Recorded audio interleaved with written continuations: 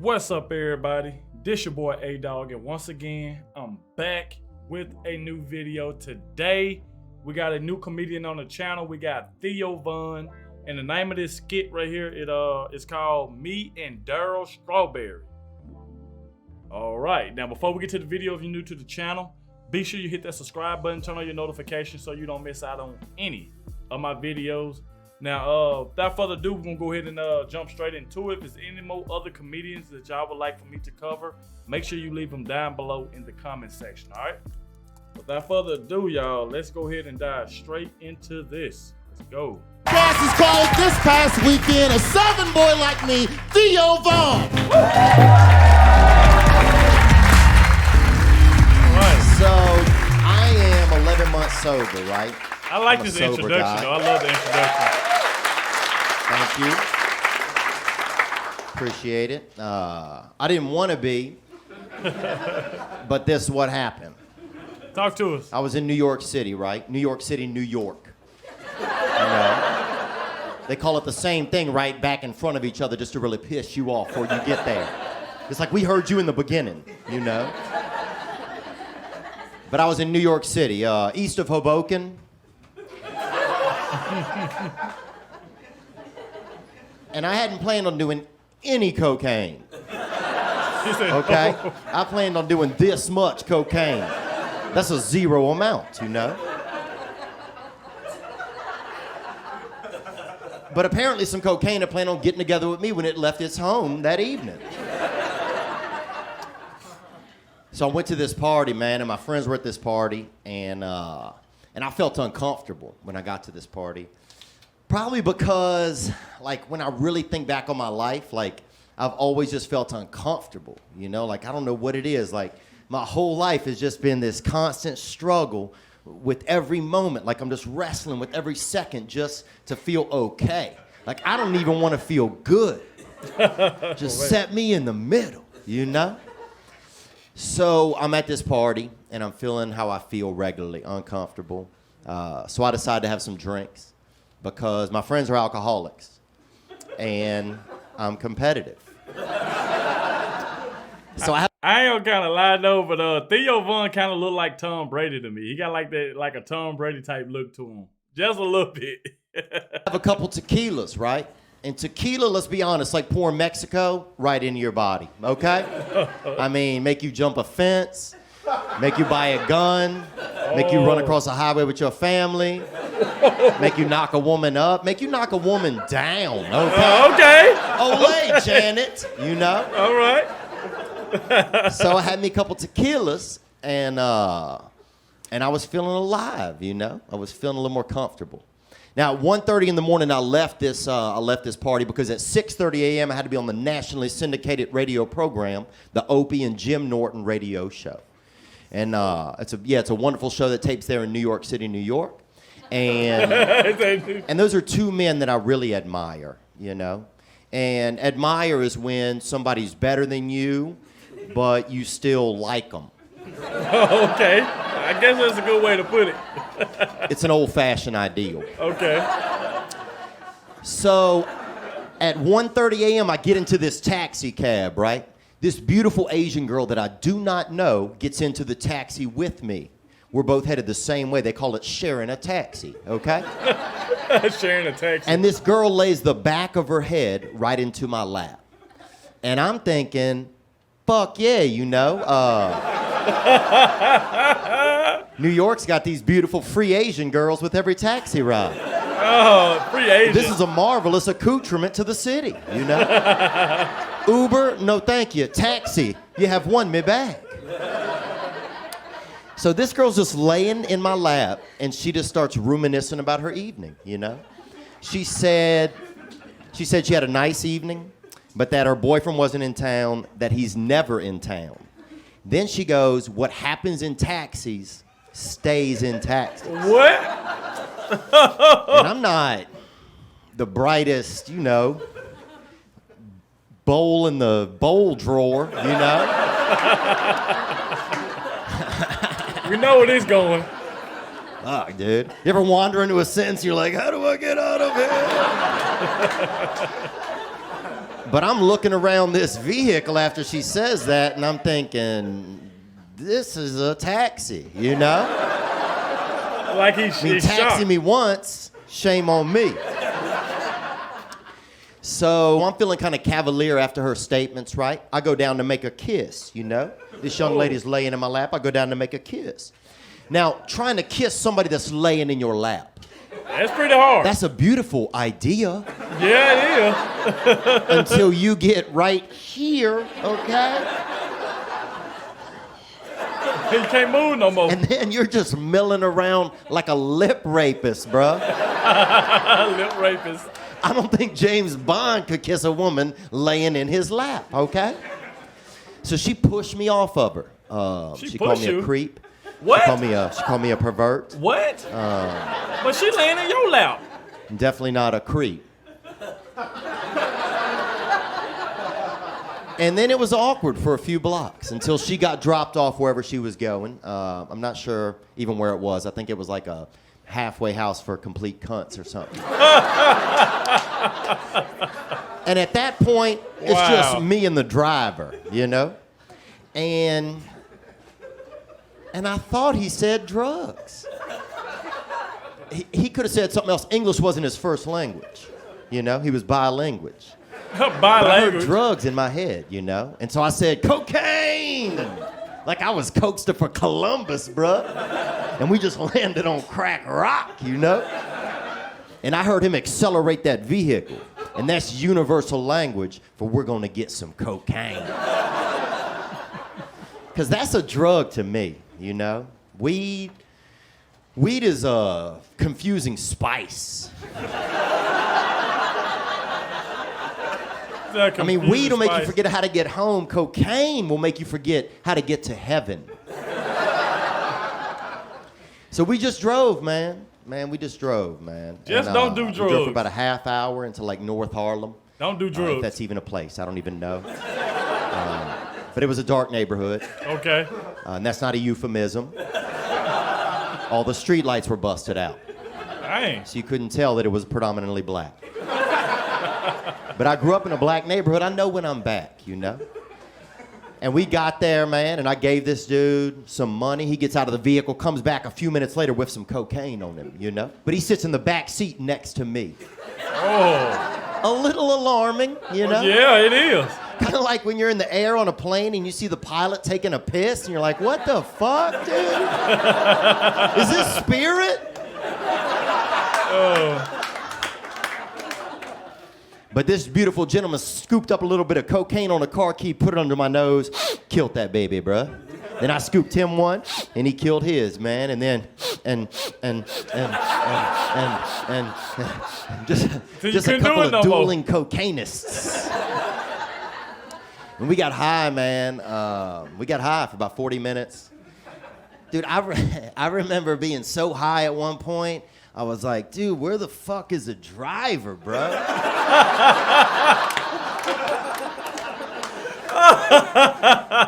And he didn't know. He didn't know either. Oh, God. So we sat there, man. We continued to get high together, me and this beautiful gentleman. And he said, Luigi, that was his name. Luigi. And I thought that was Spanish, you know? Luigi. Like that rare Italian Spanish. So I start saying my name in Spanish, Teodoro. Because I learned Spanish in Louisiana. And my whole life, I thought Teodoro was Spanish for Theodore, which is my first name. About 6 months ago, this girl goes, that means I adore you. Wish you would have told me at some other point, you know? Because it's fine, right? It's fine to tell people you adore them when you meet them. But when you're an hour deep into an 8-ball with a man who keeps saying he's Luigi and you just keep saying, I adore you to him.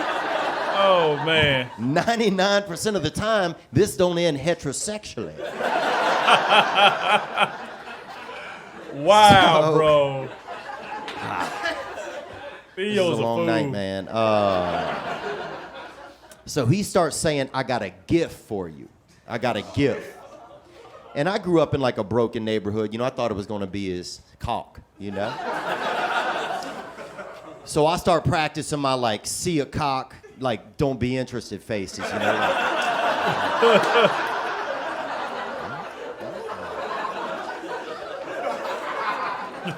so I'm running through the Rolodex of no cock for me faces. And then he keeps saying, I got a gift, I got a gift for you. Then I'm thinking it's like a thing on his phone, you know, like a GIF, you know? Like a disappointed walrus, you know? Like, Monday. I think I look back there. But then I hear on the taxi door. Oh. And I'm like, who knocks on a car door, dude? Come in or just be out there, you know? Were you raised in a house of car doors in it? So I'm like, come in. Because now I got to live in this shit universe they created by knocking. Wow. And a toot gets in. A prostitute, you know? A prostitute? A toot. A toot.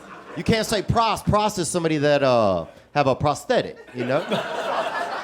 And a toot get mad if you call them a pros if they got everything, you know?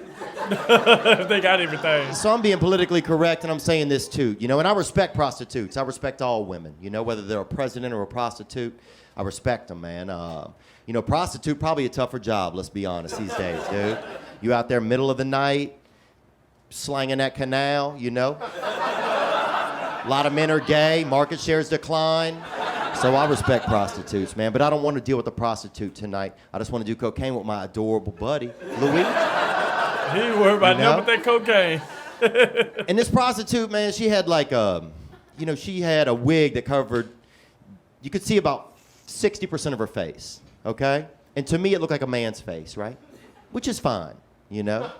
No judgment there. I'm just saying, if I were on a game show called Guess 60% of this versus face, I would guess man first, you know?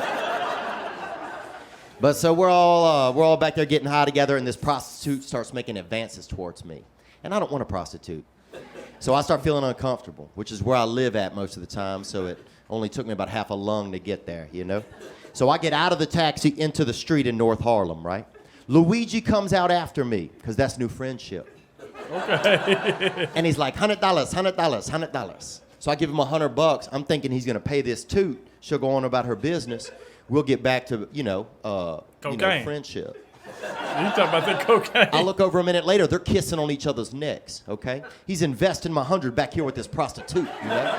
I still have a $240 meter on the front of this taxi, right? Oh. So I'm out $360, not even in the vehicle. Unfair. But I deal with my negative feelings outside of the car, so I don't bring negative energy back into the vehicle, right? Then I get back into the taxi, but now I'm sitting in the front passenger seat, right? You can hear Luigi and the toot in the back. You can hear the light rustlings of a blowjob, you know, kind of just simmering up into existence. A good blowjob, too. Sound like, you know, one you see on the internet, you know? Sound like somebody's at a water park. And I respect what they're doing, man. But I still want to do cocaine by myself, right? He's still worried about the So cocaine. now I'm trying to be considerate and quietly do cocaine by myself, right?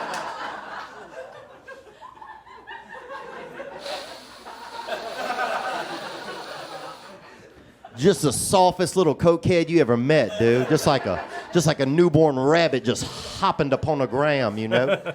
At one point, I was leaning my head back and just quietly dumping cocaine into the bottom of my nose. Oh, God. It was awesome, bro.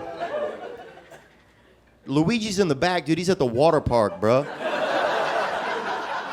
got that all-day wristband, dude. He don't give a fuck about me. He's an all-day wristband. He goes, you drive. And this is when I knew I had a problem, man. Not specifically with drugs and alcohol, but with the way that I behave when I'm on drugs and alcohol. When I moved over into the driver's seat of this taxi, right? Put on my seatbelt. Okay.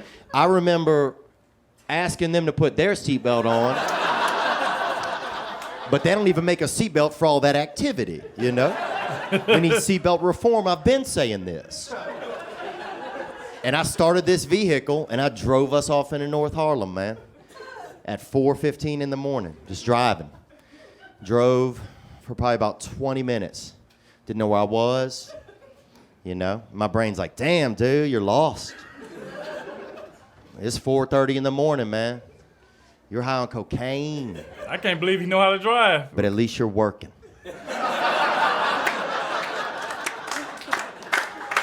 At least you're out here making money for your family, okay? I don't have a family, dude. More importantly, I don't drive taxi, bro. But then my brain also goes, but man, you don't have a commercial driver's license. As if that was gonna be an issue when the cop stops us. There's empty cocaine bags everywhere, right? Look like I've been washing my face with powdered donuts. There's sex crimes in the backseat, potentially gay sex crimes in the backseat. Potentially. And that officer's just gonna be like, that's all for naught, young soldier. You don't have a chauffeur's certificate. But that's what got me to pull over, man. I pulled over, I left a couple $100 on that car seat. I started walking off, man. I walked about 3 blocks, got into a regular taxi, right? I even made him pop the trunk just to make sure that spare tire wasn't shooting up in the back, you know? He's a I get to my hotel, it's 5:30 in the morning, and in 1 hour, I gotta be on the nationally syndicated radio program, the Opie and Jim Norton radio show, 2 men that I really admire. Okay. So I finished doing my cocaine. Oh, God. Because you can't not finish your cocaine, dude. Try to not finish your cocaine. I will watch you try. What do they put in it? Cigarettes? I took 3 showers in 10 minutes, son. Dang. And dried off after each one, bro. You don't know me. Hey. Then I start walking to the radio station, right? It's 5 blocks to the Sirius building. Halfway there, I realize that I have on jeans with sweatpants over them. Something I've never worn before. Jeans because with nobody's sweatpants? ever worn it. Oh, I'm the man. Neil Armstrong of pants this morning. I get up to the radio station. They tell me I got to be in the air for 3 hours. There's 1 million listeners, right? I can't feel my face. Whoa. With either hand. Highest I can feel my neck. Running on neck thoughts. And the other guest for the day is Daryl Strawberry. Yeah. Who's in the Hall of Fame. He's a Hall of Fame baseball player, and he's in the Hall of Fame for cocaine. Yeah, Wasn't the 8-ball this beautiful man couldn't hit, right? And bless his heart, man, he's 13 years sober, and he's eloquent and successful and well put together. And he was some of these ideas that maybe I envision myself as, but this morning I'm showing up, you know, nothing like that, you know? So it just made me think like, dude, you got to tighten up, you know? And I'll say this too about Daryl Strawberry, man. I have big nostrils. Daryl Strawberry got the biggest nostrils you ever seen. I'm not saying it to shame him. It's not an ethnic thing. This man got dead stars at the bottom of his nose, okay? He's a dead star. And I just say it so that you understand he didn't stand a chance against a fine powder. This beautiful man could kill a spice rack from 70 feet away, okay? Take that, nutmeg. What you looking at, coriander? But on this day, he was everything I needed to see, you know? So that's when I got sober, and now I've been sober for 11 months. And I'm Theo Von. Thank you for having me. You guys be good. Oh, man.